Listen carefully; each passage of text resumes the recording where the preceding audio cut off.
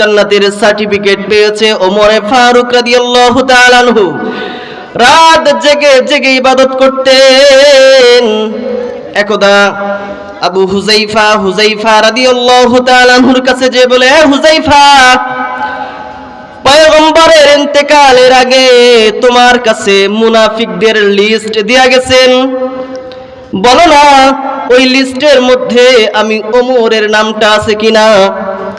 হুযাইফা রাদিয়াল্লাহু তাআলা আনহু বলেন, খলিফাতুল মুসলিমিন, আল্লাহ রাসূল আমার কাছে মুনাফিকদের লিস্ট দিয়েছেন ঠিক, কিন্তু এটা কাউকে বলা যাবে না, এটাও পয়গম্বর বলেছেন। ওমর ফারুক রাদিয়াল্লাহু তাআলা আনহু বিষণ্ণ মন নিয়ে বাড়িতে ফিরে গেছেন। রাত্রে ঘুম হয় না, বৃষ্টিতে ভিজে ভিজে রাত্রিতে আবার হুযাইফার বাড়ির দরওয়াজায় আসছে। হুযাইফার বাড়ির দরওয়াজার কড়া নাড়ছে, কড়া নাইড়া যখন বের হয়েছে, হুযাইফা বের হও। হুযাইফা বের হয়ে কয়, খলিফাতুল মুসলিমিন, আপনি কেন আসছেন? কই, হুযাইফা, মুনাফিকদের লিস্ট আমাকে বলবা না ভালো কথা, কিন্তু আমি জানি তুমি কোনো মুনাফিকদের জানাজায় যাও না, বলো না। আমি ওমর যদি আজকে ইন্তেকাল করি, তাহলে কালকে কি তুমি আমার জানাজায় যাইবা? হুযাইফা বলেন, এ খলিফাতুল মুসলিমিন, আমি আপনার জানাজায় যাইব না তো কার জানাজায় যাইব? ওমর ফারুক রাদিয়াল্লাহু তাআলা আনহু যখন এটা শুনছে, তখন সে আলহামদুলিল্লাহ বলছেন যে আমার নামটা মুনাফিকদের লিস্টের মধ্যে নাই। তবে এই হুযাইফা, শুনে রাখো, আমি এটা জানার পরেও আমি আল্লাহ তাআলাকে ডাক দিতে, তার ইবাদত করতে কখনো উদাসীন হব না, কারণ আমি আল্লাহকে ভয় করি। যদি আল্লাহ তাআলা আমার উপর রাগান্বিত হয়, যদি রাগান্বিত হয়ে আমাকে জাহান্নামে দেয়, আমি ওমরের তখন কি অবস্থা হবে? আলহামদুলিল্লাহ,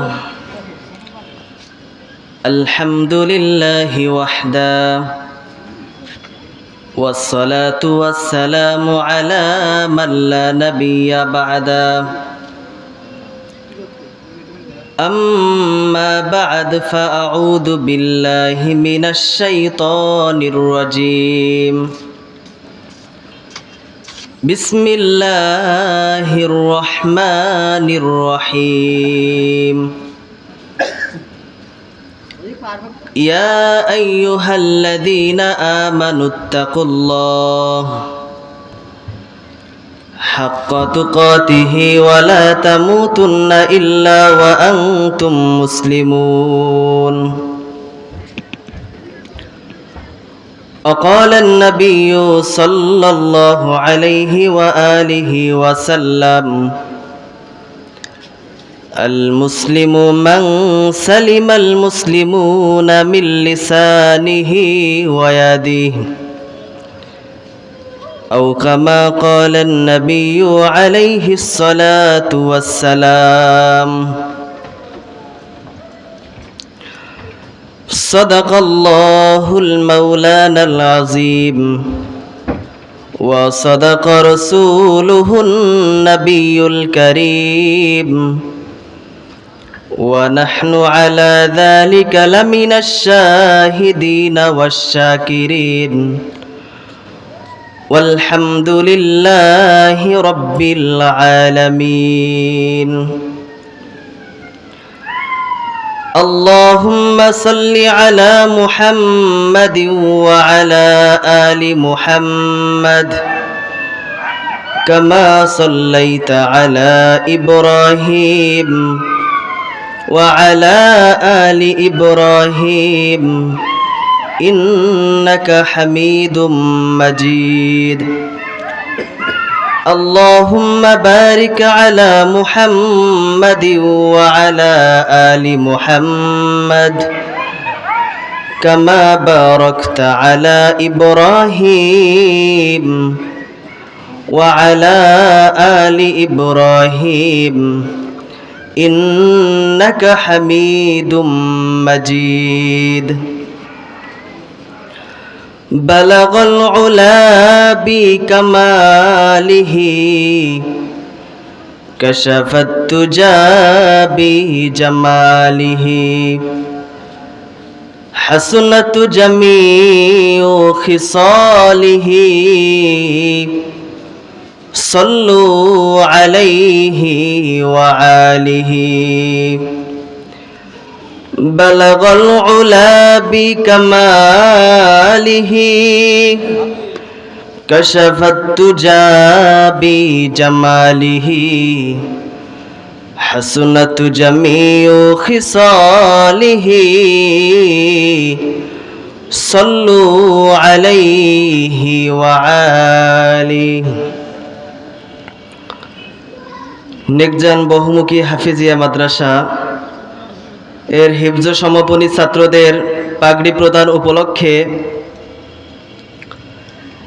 2 দিন ব্যাপী বাৎসরিক ওয়াজ মাহফিল আজকে সমাপনী দিবসের মাগরিবের পরে আল্লাহ রব্বুল আলামিন যে আমাকে আপনাকে দুনিয়ার সমস্ত ব্যস্ততাকে পিছনে ফেলে আল্লাহ তাআলার দ্বীনি মজমায় আসার তৌফিক দান করলেন, এজন্য সে আল্লাহ তাআলার দরবারে শুকরিয়া আদায় করি, বলি আলহামদুলিল্লাহ।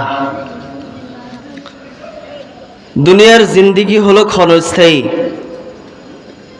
পৃথিবীর মধ্যে যত মানুষকে আল্লাহ তাআলা পাঠিয়েছেন, যত মাখলুকাত আল্লাহ তাআলা বানিয়েছেন, সমস্ত মাখলুকাতকে একদিন পৃথিবী ছেড়ে চিরবিদায় নিয়ে চলে যেতে হবে।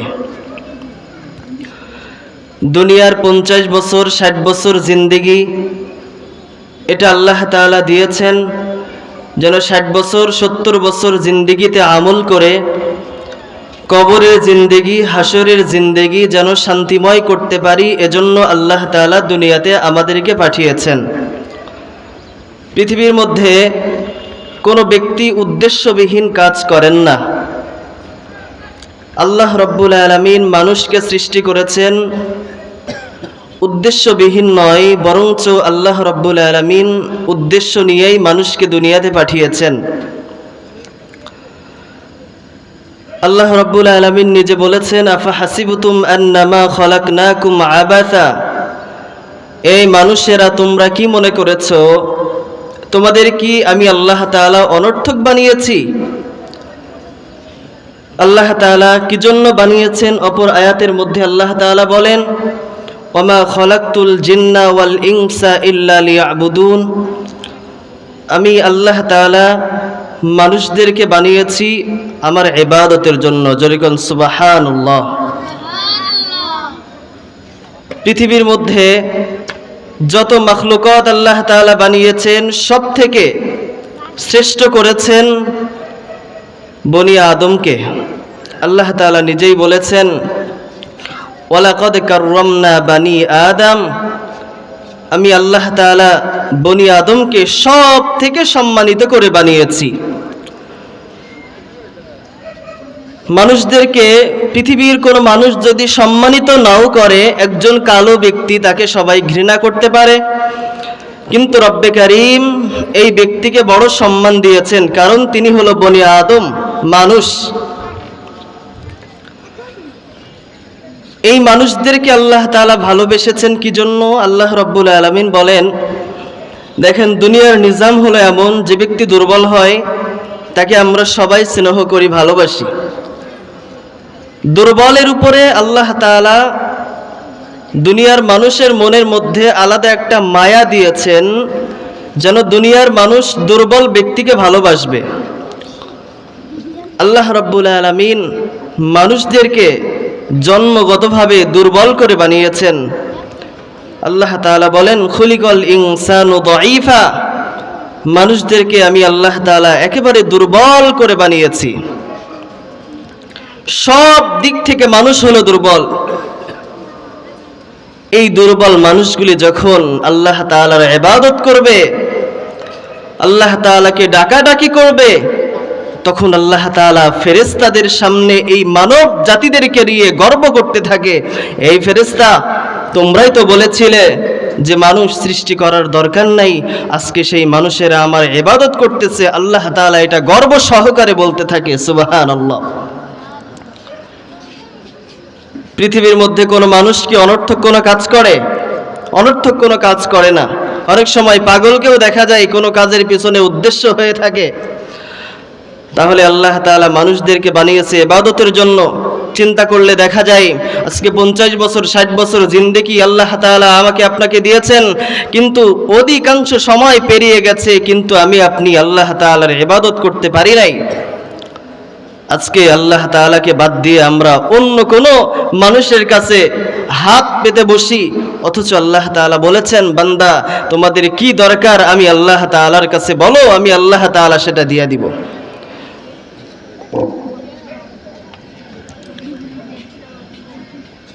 দুনিয়ার জমিনের মধ্যে যত মানুষকে আল্লাহ তাআলা বানিয়েছেন, সমস্ত মানুষের রিজিকের ব্যবস্থা আল্লাহ তাআলা করবেন, এটা আল্লাহ তাআলার ওয়াদা।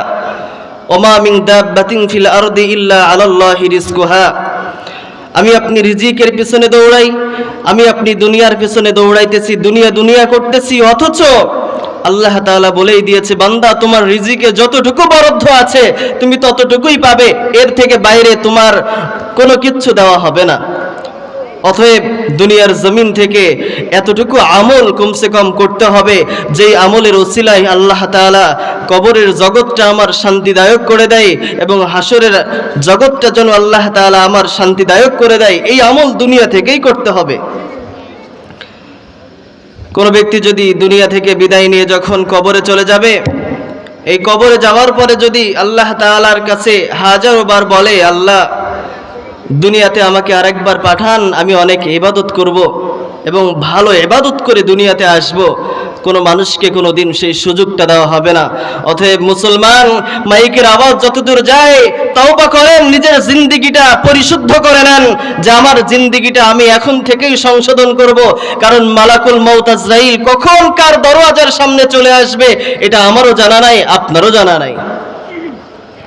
দুনিয়ার জিন্দেগিতে আল্লাহ তাআলা যত মানুষকে বানিয়েছেন, প্রত্যেকটা মানুষকে আল্লাহ তাআলা নির্ধারিত একটা সময় বেঁধে দিয়েছেন। সেই সময়টা যখন পেরিয়ে যাবে, আজরাইল তার দরওয়াজার সামনে চলে আসবে। দুনিয়াতে একটা সেকেন্ড তাকে থাকতে সময় দেওয়া হবে না। দুনিয়ার জিন্দেগি হলো ক্ষণস্থায়ী। এই বান্দা, দুনিয়ার জীবন থেকে এমন ভালো ভালো আমল তুমি করো, যে আমলটা কাল হাসরের ময়দানে আল্লাহ তাআলার সামনে পেশ করা যাবে।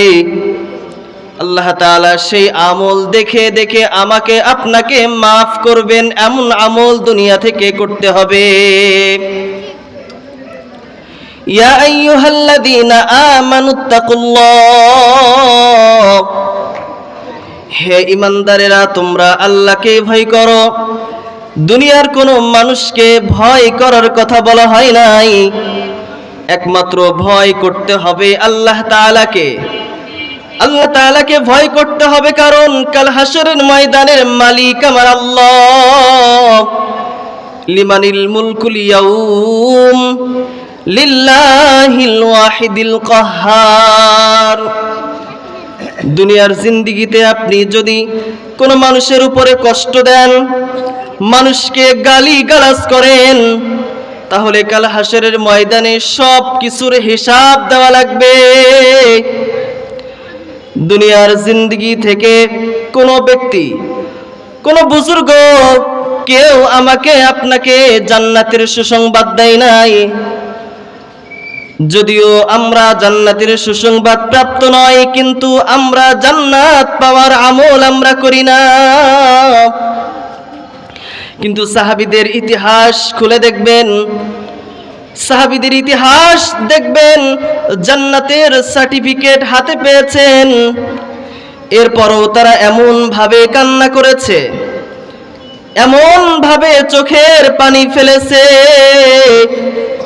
মনে হয় যেন স্বয়ং জাহান্নামের আসামি। কিন্তু রব্বে কারীম সরকারে দো জাহানের মাধ্যমে সাহাবীদেরকে, অনেক সাহাবীকে জান্নাতের সুসংবাদ শুনিয়েছেন। জান্নাতের সুসংবাদ হাতে পেয়েছেন এমন একজন সাহাবীর নাম হলো আবু বকর।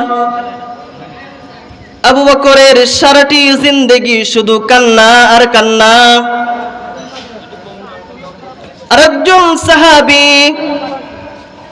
নাম হলো ওমর, তার সমস্ত জিন্দেগি শুধু কান্না আর কান্না। অথচ আমার আপনার জিন্দেগিতে কিঞ্চিত পরিমাণ আমল নাই, অথচ বড় বড় কথা আমরা বলে বেড়াই, আমি বড় নামাজি, কিন্তু আমার নামাজটাও ঠিক মতো আদায় হয় না। কাল হাসরের ময়দানে আল্লাহ তাআলা অনেক মানুষকে ডাকবেন, অনেক মানুষকে ডাকবেন আল্লাহ তাআলা, যাদেরকে বলবে বান্দা তোমাকে আমি 60 বছর হায়াত দিয়েছিলাম, 70 বছর হায়াত দিয়েছিলাম, আমি আল্লাহর জন্য কি এনেছো? এই মুসলমান একটু ভালো করে বুঝবেন, আল্লাহ তাআলা যখন এই কথা বলবেন, বান্দা তখন বলা শুরু করবে যে আল্লাহ আমি তোমার জন্য নামাজ এনেছি।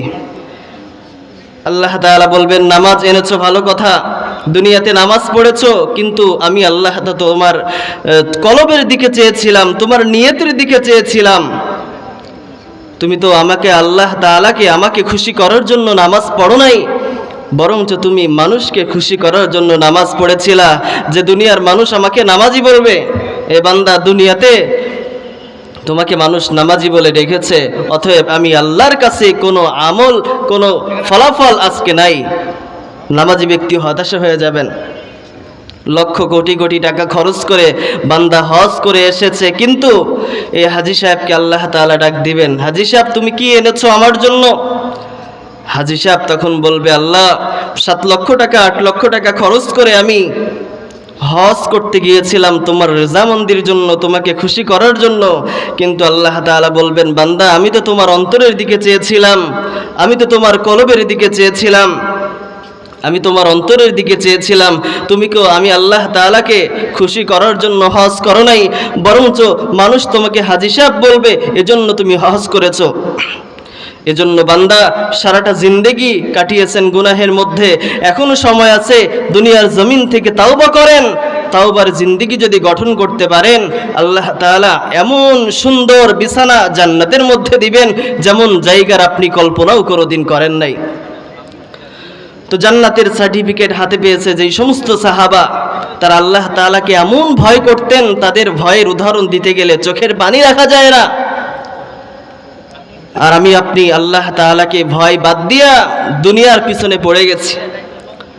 দুনিয়াতে অনেক ব্যক্তি আছে যাদের টাকা আছে পয়সা আছে, কিন্তু চোখটা বন্ধ হয়েছে, সমস্ত টাকা পয়সা দুনিয়াতেই রয়ে গেছে, তারা দুনিয়া থেকে চিরবিদায় নিয়ে চলে গেছে।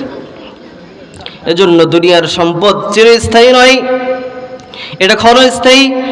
এখান থেকে আপনাকে পরকালের সামানা জোগাড় করতে হবে, যেখান থেকে আমি পরকালকে গুছিয়ে যদি যেতে পারি, তাহলে কাল হাসরের ময়দানে আল্লাহ তাআলা আমার আপনার ঠিকানা জান্নাতে দিবেন।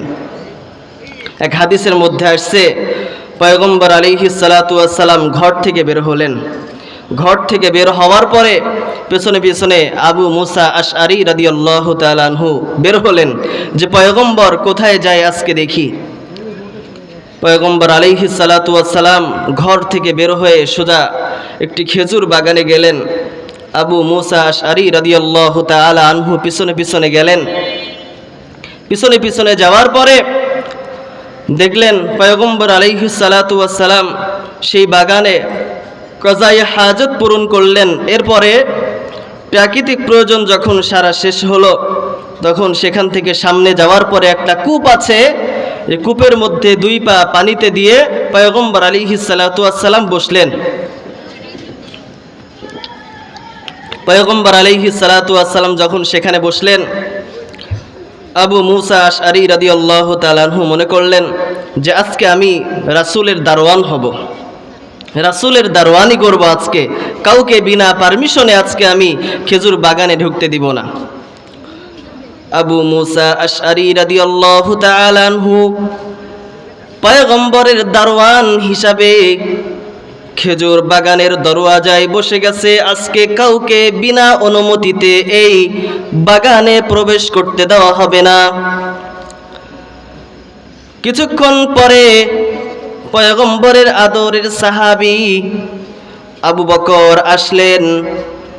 আবু মুসা আশআরী রাদিয়াল্লাহু তাআলা আনহু বলেন, এই আবু বকর, আপনি এখানে দাঁড়ান, বিনা অনুমতিতে যাওয়া হবে না। আমি পয়গম্বরের কাছ থেকে অনুমতি আনবো, এরপরে আপনি ভিতরে ঢুকবেন। আবু মুসা আশআরী রাদিয়াল্লাহু তাআলা আনহু যে পয়গম্বরকে বলতেছে, আসসালামু আলাইকা ইয়া রাসূলুল্লাহ, ও সরকার, আবু বকর আসতে চাই, তারে কি আসার অনুমতি দিব? পয়গম্বর বলে, এই আবু মুসা, তুমি আগে যে আবু বকরকে জান্নাতের সুসংবাদ দিবা, তুমি যে বলবা আল্লাহ তাআলা আবু বকর তোমাকে জান্নাত দিয়েছেন। আবু মুসা আশআরী রাদিয়াল্লাহু তাআলা আনহু খেজুর বাগানের গেটে গেলেন। খেজুর বাগানের গেটে যাওয়ার পরে সেখানে আবু বকর সিদ্দিক রাদিয়াল্লাহু তাআলা আনহুকে বললেন, আবু বকর, আল্লাহ তাআলা তোমাকে জান্নাত দিয়েছেন, তোমাকে জান্নাতি বলেছেন, এই সুসংবাদটা তোমাকে রাসূল দেওয়ার জন্য আমাকে বলেছেন এবং তোমাকে ভিতরে যাওয়ার জন্য বলল। আবু বকর ভিতরে যাইয়া পয়গম্বরের ডান পাশে পয়গম্বর যেভাবে বসা ছিলেন ঠিক তদ্রূপ ভাবে বসলেন। এর কিছুক্ষণ পরে আবার ওই দরজা দিয়ে আসতে চাইলেন হলো খলিফাতুল মুসলিমিন ওমরে ফারুক রাদিয়াল্লাহু তাআলা আনহু। ওমরে ফারুক যখন গেটের সামনে আসলেন, আবু মুসা বললেন, ওমর দাঁড়াও, আগে তোমার জন্য অনুমতি আনি। পয়গম্বরের কাছে অনুমতি আনার জন্য গেলেন।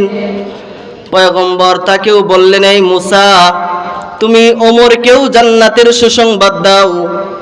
আবু মুসা আশআরী রাদিয়াল্লাহু তাআলা আনহু ওমর রাদিয়াল্লাহু তাআলা আনহুকে জান্নাতের সুসংবাদ দিলেন। এরপরে আসলেন হলো উসমান। উসমানকেও ঠিক তদ্রূপ ভাবে জান্নাতের সুসংবাদ দিলেন। এ মুসলমান, একটু চিন্তা করতে হবে। জান্নাতের সুসংবাদ প্রাপ্ত সাহাবী, তারা দুনিয়ার সময়টা হেলাই খেলাই কাটাইতে পারত, কিন্তু তারা কাটাই নাই। আবু বকরের জীবনী খুললে দেখা যায় আবু বকর কাপড় ব্যবসা করতেন। একদা একটা মহিলা আবু বকর সিদ্দিকের কাছ থেকে একটা কাপড় ক্রয় করলেন। দীর্ঘদিন কাপড় ব্যবহার কইরা আবার আবু বকরের কাছে আসলেন, আবু বকর, তোমার এই কাপড়টা আমার পছন্দ হয় নাই, তুমি ফিরাইয়া নাও। আবু বকর চোখের পানি ফেলে দিলেন। সাথী যারা ছিল বলে, এই সিদ্দিক আকবর, আপনি কেন কান্দেন? আবু বকর বলে, আমি কাঁদতেছি সে কাপড় ফিরিয়ে দিয়েছে এজন্য নয়, বরঞ্চ আমি কাঁদতেছি কাল হাসরের ময়দানে আল্লাহ তাআলা যদি আমাকে বলে, আবু বকর, তোমার আমলগুলো আমার পছন্দ ছিল, এখন পছন্দ হয় নাই।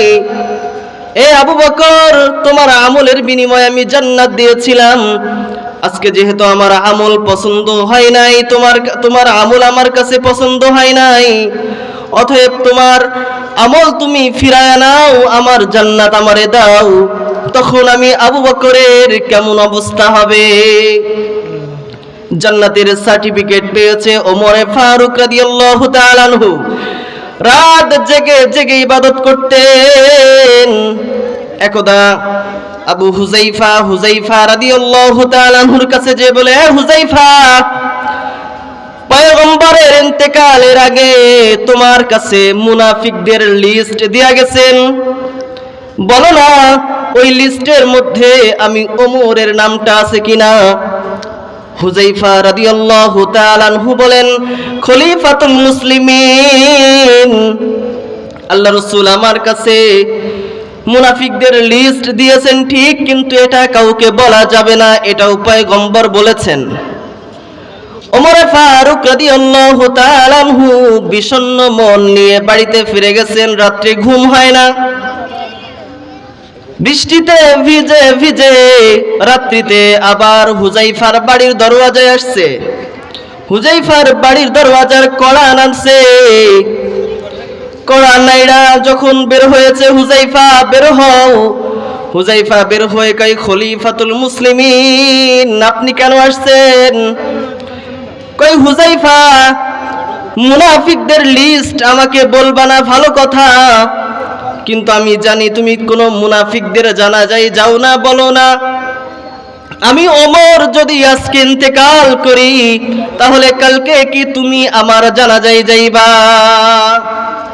হুজাইফা বলেন, এ খলিফাতুল মুসলিমিন, আমি আপনার জানাজায় যাইব না তো কার জানাজায় যাইব? ওমরে ফারুক রাদিয়াল্লাহু তাআলা আনহু যখন এটা শুনছে, তখন সে আলহামদুলিল্লাহ বলছেন যে আমার নামটা মুনাফিকদের লিস্টের মধ্যে নাই। তবে এই হুজাইফা, শুনে রাখো, আমি এটা জানার পরেও আমি আল্লাহ তাআলাকে ডাক দিতে, তার ইবাদত করতে কখনো উদাসীন হব না, কারণ আমি আল্লাহকে ভয় করি।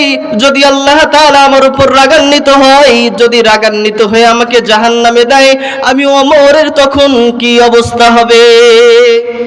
এমন চিন্তা ছিল সাহাবীদের। জান্নাতের সার্টিফিকেট পেয়েছে, এরপরও তাদের মধ্যে আল্লাহ তাআলার ভয় এতটা ছিল, জান্নাতকে হারানোর ভয় এতটা ছিল তাদের মধ্যে। তারা রাসূলকে কতটা ভালোবাসতেন, সাহাবীরা রাসূলকে এতটাই ভালোবাসতেন, জান প্রাণ রাসূলের জন্য উৎসর্গ করে দিতেন। রাসূলের জন্য তারা জীবন দিতে একটা সেকেন্ড ভাবতো না, রাসূলের জন্য তারা জীবন দিয়ে দিতেন। নবী করিম সাল্লাল্লাহু আলাইহি ওয়াসাল্লাম যখন দুনিয়া থেকে বিদায় নিয়ে চলে গেলেন, আবু বকর শান্ত মেজাজের মানুষ, ওমরে ফারুক রাদিয়াল্লাহু তাআলা আনহু এতটা ভালোবাসার নবী ছিল, তিনি দুনিয়া থেকে চলে গেছেন। ওমরে ফারুক রাদিয়াল্লাহু তাআলা আনহু তরবারি নিয়ে বের হয়েছে। যে বলবে মুহাম্মদ দুনিয়াতে নাই, তারে কতল করে ফেলবো। যে বলবে আমার নবী দুনিয়াতে নাই, আমি ওমর তাকে হত্যা করে ফেলবো। এতটা জ্বালানিয়াতের মেজাজ ছিল হযরতে ওমরের। রাসূল করিম সাল্লাল্লাহু আলাইহি ওয়াসাল্লাম দুনিয়া থেকে চলে গেছেন। সাহাবীদের অবস্থা এমন করুণ হয়েছে, ইতিহাস সাক্ষ্য দেয় নবীজির মুয়াজ্জিন ছিলেন বেলাল। নবীজির মসজিদে আযান দিত বেলাল। নবীজি দুনিয়া থেকে বিদায় নিয়ে চলে গেছেন, বেলালের অবস্থা একেবারে করুণ হয়েছে। বেলালের অবস্থা লক্ষ্য করলে দেখা যায়, বেলাল রাদিয়াল্লাহু তাআলা আনহু নিজের বিরহ বেদনা, রাসূলের বিরহ বেদনা সহ্য করতে পারেন নাই। তিনি মদিনা ছেড়ে চলে গেছেন সিরিয়াতে। কোথায় চলে গেছেন ভাই? সিরিয়াতে চলে গেছেন। রাসূল দুনিয়াতে নাই, রাসূল যেই মদিনাতে নাই, সেখানে আমি বেলাল থাকবো? হতে পারে না, আমি এখানে আর থাকবো না, এখান থেকে চলে যাব। বেলাল নয়, বরঞ্চ এরকম অসংখ্য অগণিত সাহাবী, হযরতে যায়েদ বিন আব্দে রাব্বিহি নবীজির সাহাবী, খেজুর বাগানে কাজ করতেন। যখনই শুনছে নবীজি দুনিয়াতে নাই, যখনই শুনছে নবীজি দুনিয়া থেকে বিদায় নিয়ে চলে গেছে, আল্লাহ তাআলার কাছে দুহাত তুলে বলে, আল্লাহ, যেই চক্ষু দিয়ে আমি আমার রাসূলকে দেখতাম, যেই চক্ষু দিয়ে আমি আমার রাসূলকে অবলোকন করতাম, সেই রাসূল দুনিয়া থেকে বিদায় নিয়ে চলে গেছে। আল্লাহ তাআলা দুনিয়ার মধ্যে সবথেকে নিয়ামত ছিল আমার রাসূল। রাসূল ছিল সবথেকে মুহাব্বতের মানুষ। সে যেহেতু দুনিয়াতে নাই, আয় আল্লাহ, আমি আমার এই চোখ দ্বারা দুনিয়ার আর কোনো কিছু দেখতে চাই না। আয় আল্লাহ তাআলা, আপনি আমার দু চক্ষুকে অন্ধ করে দেন। যায়েদ বিন আব্দে রাব্বিহি আল্লাহর কাছে দোয়া করেছেন, তো সাথে সাথে দুইটা চক্ষু অন্ধ হয়ে গেছে। এই মুসলমান নবীজির প্রতি এতটা ভালোবাসা ছিল সাহাবীদের। বেলাল দীর্ঘদিন সিরিয়াতে আছেন, হঠাৎ করে স্বপ্নের মধ্যে রাসূল ডাকতেছে, বেলাল, দীর্ঘদিন হলো মদিনা থেকে তুমি চলে গেছো, আমার প্রতি কি বেলাল তোমার মায়া হয় না? তুমি আর সিরিয়াতে থাইকো না, তুমি দ্রুত মদিনায় চলে আসো। বেলাল রাদিয়াল্লাহু তাআলা আনহু রাসূলকে এতটা ভালোবাসতেন, রাসূলের মুহাব্বত বিরহ বেদনায় সে সিরিয়াতে ছিল, কিন্তু স্বপ্ন যোগে রাসূল ডাকতেছে। কে ডাকতেছে বলেন? রাসূল ডাকতেছে। যেই রাসূল চলে গেছেন, বিদায় নিয়ে চলে গেছেন, তার বিরহ বেদনায় বেলাল চলে গেছে, সেই রাসূল স্বপ্ন যোগে বেলালকে ডাকতেছে। স্বপ্ন যোগে বেলালকে ডাকতেছে, বেলাল আর থাইকো না সিরিয়ায়, তুমি একটু মদিনায় আসো, আমার কবরের পাশে একটু দাঁড়াও। বেলাল আর এক মুহূর্ত দেরি করে নাই, সামানপত্র গুছিয়ে নিয়ে রওনা হয়ে গেছে মদিনার পথে। মদিনার পথে যখন আসছে, মদিনার দূর থেকে মদিনার এলাকাবাসী চিনে ফেলেছে রাসূলের মুয়াজ্জিন বেলাল আসছে। মদিনার মানুষেরা আমার রাসূলকে এত ভালোবাসতেন, ছোট্ট দুধের বাচ্চা থেকে শুরু করে বৃদ্ধা পর্যন্ত সবাই রাসূলের পাগল ছিলেন। ছোট্ট ছোট্ট মাসুম বাচ্চা আম্মাকে ডেকে বলে, আম্মা, ওই যে দেখা যায় রাসূলের মুয়াজ্জিন বেলাল আসতেছে, বলো না মা, আমার রাসূল কি দুনিয়াতে আসবে? সুবহানাল্লাহ। বেলাল মদিনাতে প্রবেশ করে কারোর সাথে কোনো কথা বলে নাই, সোজাসুজি গিয়ে পয়গম্বরের রওজায়ে আতহারের পাশে গিয়েছেন। সেখানে যে কান্নারত অবস্থায় রাসূলকে সালাম দিয়েছেন। এ মুসলমান, শুধু তাই নয়, কান্না করে ফিরে যাবে। মদিনার সমস্ত মানুষেরা কয়, বেলাল, তুমি একটু আজান দাও, তুমি একটু আজান দাও, আমার রাসূলের সময় তুমি আজান দিতা, তেমন আজান দাও, আমরা রাসূলের বিরহ বেদনায় একটু কান্না করব। বেলাল বলে, এই মদিনাবাসী, আমার রাসূল দুনিয়াতে নাই, আমি আজান দিব কার জন্য? আমার আজান কে শুনবে? যদি আমার রাসূল দুনিয়াতে থাকতো তাহলে আমি আজান দিতাম। বড় বড় সাহাবীরা বেলালকে অনুরোধ করেছে, বেলাল অনুরোধ রাখে নাই। শেষ পর্যন্ত মদিনাবাসীরা চিন্তা করলো যে রাসূলের দুইটা নাতি হাসান হুসাইনকে দিয়ে যদি বেলালকে বলানো হয়, হতে পারে বেলাল আজান দিবে। হাসান হুসাইনকে তারা রাজি করালো। হাসান হুসাইন যে বলে, বেলাল, আমাদের নানা দুনিয়া থেকে চলে গেছে, বেলাল তুমি একটু আজান দাও, তুমি তো নানার মুয়াজ্জিন, একটু আজান দাও, আমরা একটু আজান শুনতে চাই। হাসান হুসাইনের অনুরোধ শুইনা বেলাল আজান দিলেন। মদিনার অলিতে গলিতে বেলালের আজান প্রতিধ্বনিত হলো। এটা ছিল সাহাবীদের রাসূলের প্রতি ভালোবাসা। তারা যেমন আল্লাহকে ভয় করতেন, রাসূলকে তেমন ভালোবাসতেন, রাসূলের আদর্শ মোতাবেক চলতেন। রাসূলের আদর্শ মোতাবেক চলা তারা দুনিয়া থেকে গেছেন, এজন্যই তারা সবথেকে দামি মানুষ, সবথেকে দামি মানুষ। আল্লাহ তাআলা রাসূল বলেছেন, আসহাবি কান নুজুম বিআইহিম ইক্তাদাইতুম ইহতাদাইতুম, আমার সাহাবীরা হলো তারকার মতো। এ মুসলমান, বর্তমান সময়ে আধুনিকতার জামানা, ডিজিটালের জামানা, এই জামানায় বর্তমান সময়ে যখন এক দেশ থেকে অন্য দেশে জাহাজ যায়, নাবিকেরা জাহাজ চালায়, তখন বিভিন্ন প্রকার রাডার থাকে, অত্যাধুনিক প্রযুক্তির ব্যবস্থা থাকে। কিন্তু তৎকালীন সময় এমনটি প্রযুক্তি ছিল না। জাহাজের নাবিকেরা জাহাজের মধ্যে, সমুদ্রের মধ্যে জাহাজ চালাইতো তারকা দেখে, তারকা দেখে দেখে তারা গন্তব্যে পৌঁছাতো। আমার রাসূল বলেছেন, আমার সাহাবীরা হলো তারকার মতো। জাহাজের নাবিকেরা যেভাবে তারকা দেখে দেখে তাদের গন্তব্যে যায়, সঠিক গন্তব্যে পৌঁছায়, আমার সাহাবীদের কোনো একজন সাহাবীদেরকে যদি কোনো তোমরা অনুসরণ করতে পারো, তাহলে তোমরাও হেদায়েত প্রাপ্ত হয়ে যাবা। সুবহানাল্লাহি ওয়া বিহামদিহি। তাহলে রাসূল এবং রাসূলের সুন্নাত বাদ দিয়া যদি অন্য পথে আমরা দৌড়াই, সাহাবীদের আদর্শ বাদ দিয়ে যদি অন্যদিকে যাই, তাহলে আমরা কোনোদিন হেদায়েত প্রাপ্ত হতে পারবো না। আজকে এলাকার মধ্যে দিনে একটি জলসার অনুষ্ঠান হচ্ছে, অথচ আমরা যদি এখানে শরিক না হই, এখানে যদি আমরা না আসি, ওয়াজের প্যান্ডেলে যদি না আসি, তাহলে রব্বে কারিমের কাছে আমরা কি জবাব দিব ভাই? দুনিয়ার জিন্দেগিতে আপনি অনেক ক্ষমতাধর হতে পারেন, কিন্তু রব্বে কারিমের কাছে এই ক্ষমতার কোনো দাম আছে বলেন? কোনো দাম নাই। চক্ষুটা বন্ধ হবে, দুনিয়ার জিন্দেগিটা মুহূর্তে শেষ হয়ে যাবে। অনেক কোটি কোটি টাকার মালিক যারা দুনিয়াতে ছিল, তারা আজকে দুনিয়াতে নাই, তারা কবরে চলে গেছে। অনেক ক্ষমতাধর ব্যক্তি টাকা হারানোর পরে আফসোস করে, ইন্তেকালের সময় ওই সাদা কাফনটা নিয়েই সাথে যেতে হবে, আর কোনো কিছু নিতে পারবেন না। এজন্য দুনিয়াতে যে কয়দিন হায়াত আল্লাহ তাআলা দিয়েছেন, ইবাদত করতে হবে আল্লাহর। আল্লাহর ইবাদত বাদ দিয়া অন্য কোনো মানুষের ইবাদত করা যাবে না। আমরা সকলেই আল্লাহর বান্দা। যেই রব তোমাকে সৃষ্টি করেছেন, সেই রবের ইবাদত করো বান্দা।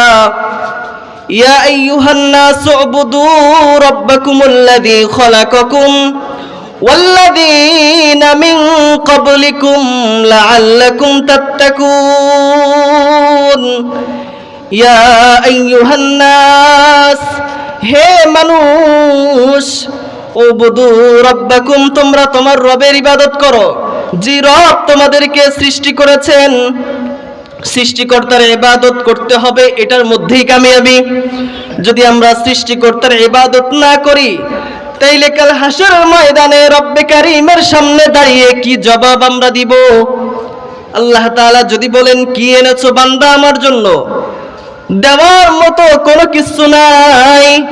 এজন্য আমার হায়াতের জিন্দেগিতে ইবাদত করতে হবে আল্লাহর। আল্লাহর ইবাদত করে কবরে যেতে হবে। যদি আল্লাহর ইবাদত করে কবরে আমরা যাই, তাহলে কবরের মধ্যে শান্তি হবে, কবরের মধ্যে জান্নাতের বিছানা হবে। পৃথিবীতে অনেক ব্যক্তি এমন আছে, অনেক টাকার মালিক, কিন্তু অনেক টাকা আছে, কিন্তু কবরের মধ্যে যাওয়ার পরে কবরটা জাহান্নাম হয়ে যায়। কিন্তু অনেক রিক্সা চালক ভাই আমার আছেন, অনেক শ্রম দিন মজুর ভাই আছেন, দিনে আনে হালাল রিজিক আনে এবং হালাল ভক্ষণ করে। দেখা যাবে কাল হাসরের ময়দানে তার সম্মান আল্লাহর কাছে অনেক বেশি হবে। কারণ হলো একটাই, সে আল্লাহকে ভয় করেছে। ইয়া আইয়ুহাল্লাযীনা আমানুত্তাকুল্লাহ,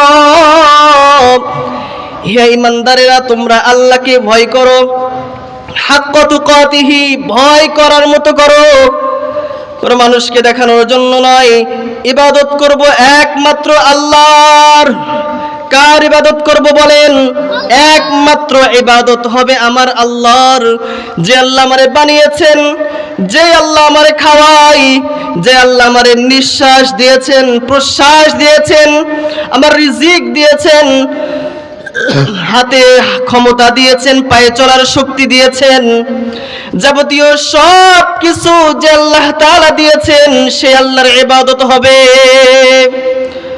আজকে আপনার বাবা আপনারে সামান্য কিছু হেল্প করেছে, বাবাকে বাবা বলে ডাক দিয়েছেন। মা আপনাকে লালন পালন করেছে, মাকে মা বলে ডাক দিয়েছেন। উস্তাদ আপনাকে শিক্ষা দিয়েছে, উস্তাদকে উস্তাদ বলে ডাক দিয়েছেন।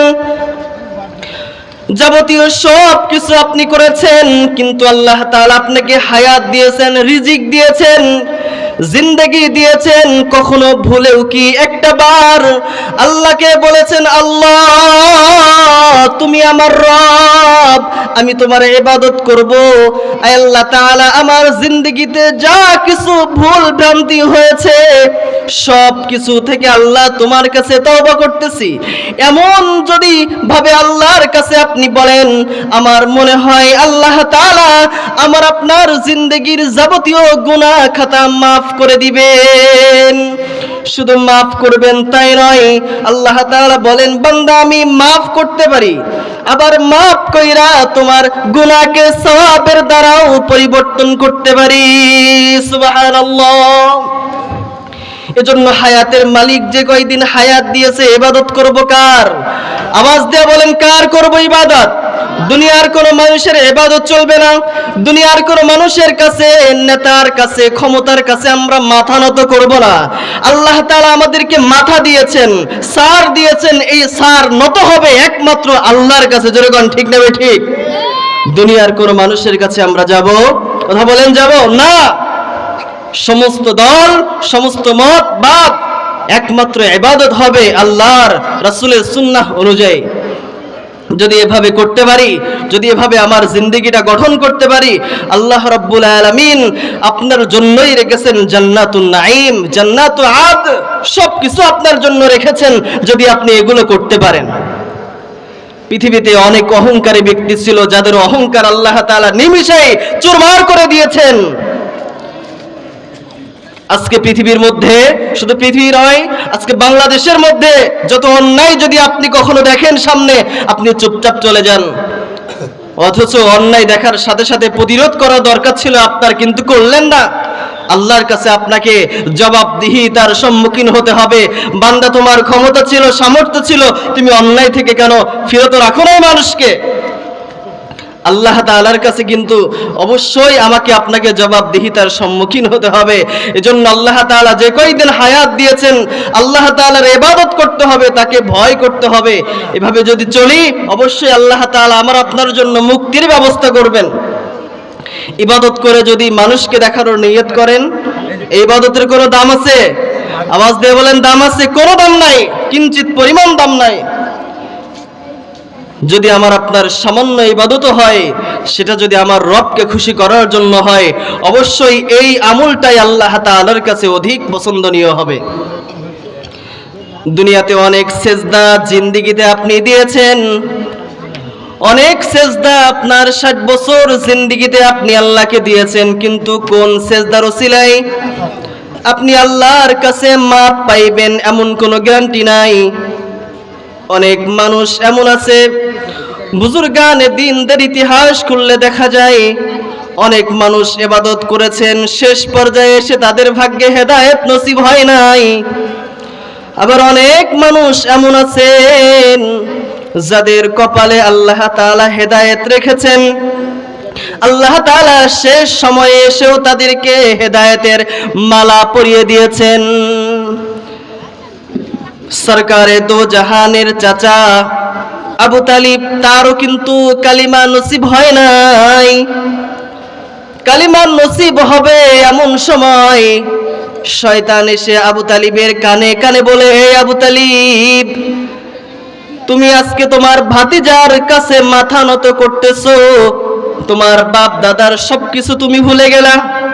এ আবু তালিব, কোনদিন তুমি এটার প্রতি ঈমান আনবা না, তোমার ভাতিজার প্রতি ঈমান আনবা না। আবু তালিবের ঈমান নসিব হয় নাই। পয়গম্বর মনটা বেজার করে বসে আছেন।